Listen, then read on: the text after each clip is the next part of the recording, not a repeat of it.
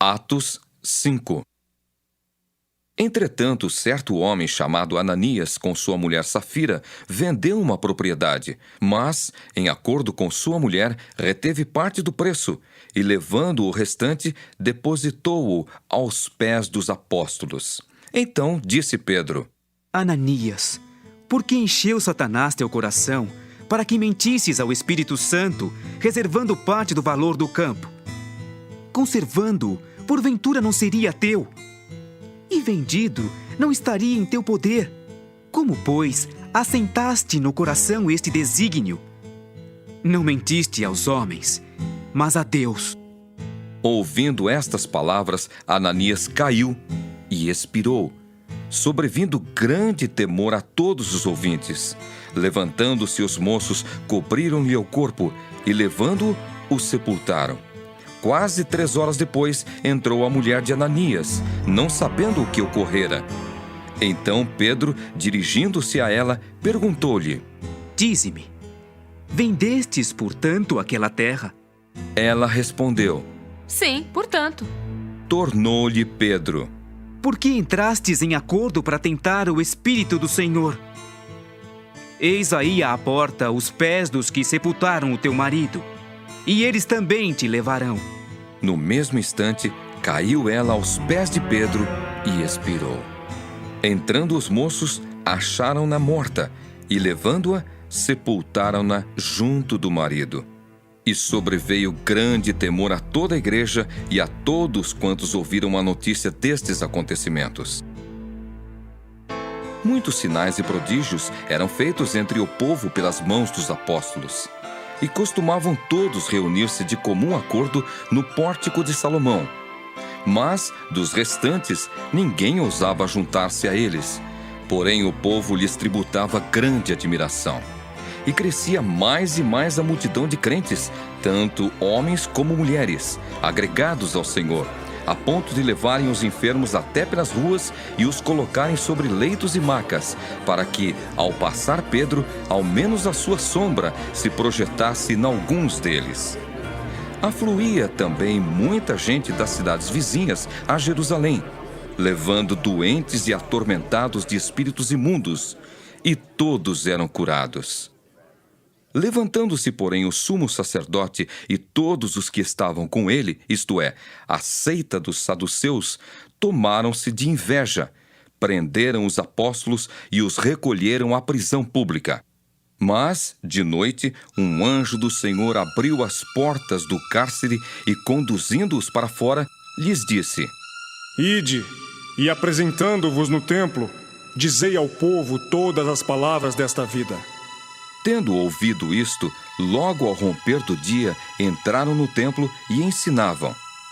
Chegando, porém, o sumo sacerdote e os que com ele estavam, convocaram o sinédrio e todo o senado dos filhos de Israel e mandaram buscá-los no cárcere.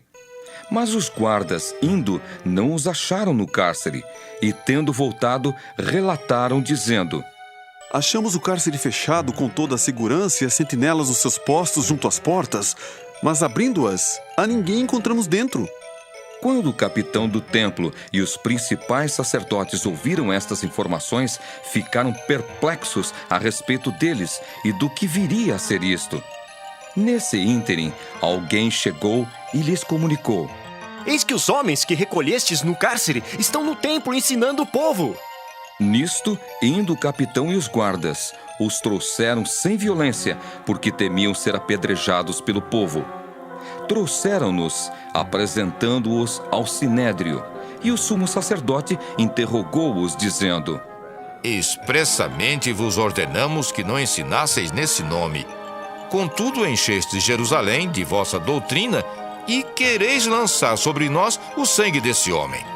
Então, Pedro e os demais apóstolos afirmaram: Antes, importa obedecer a Deus do que aos homens. O Deus de nossos pais ressuscitou a Jesus, a quem vós matastes, pendurando-o no madeiro. Deus, porém, com a sua destra, o exaltou a príncipe salvador, a fim de conceder a Israel o arrependimento e a remissão de pecados. Ora, nós somos testemunhas destes fatos, e bem assim o Espírito Santo, que Deus outorgou aos que lhe obedecem. Eles, porém, ouvindo, se enfureceram e queriam matá-los. Mas, levantando-se no sinédrio um fariseu chamado Gamaliel, mestre da lei, acatado por todo o povo, mandou retirar os homens por um pouco e lhes disse: Israelitas, atentai bem no que ides fazer a estes homens, porque antes destes dias se levantou Teudas, insinuando ser ele alguma coisa, ao qual se agregaram cerca de 400 homens. Mas ele foi morto, e todos quantos lhe prestavam obediência se dispersaram e deram em nada. Depois desse, levantou-se Judas, o Galileu, nos dias do recenseamento, e levou muitos consigo. Também este pereceu, e todos quantos lhe obedeciam foram dispersos. Agora vos digo: dai de mão a estes homens, deixai-os, porque se este conselho ou esta obra vem de homens, perecerá. Mas, se é de Deus, não podereis destruí-los, para que não sejais porventura achados lutando contra Deus. E concordaram com ele. Chamando os apóstolos, açoitaram-nos e, ordenando-lhes que não falassem em o nome de Jesus, os soltaram. E eles se retiraram do sinédrio, regozijando-se por terem sido considerados dignos de sofrer afrontas por esse nome. E todos os dias no templo e de casa em casa não cessavam de ensinar e de pregar Jesus, o Cristo.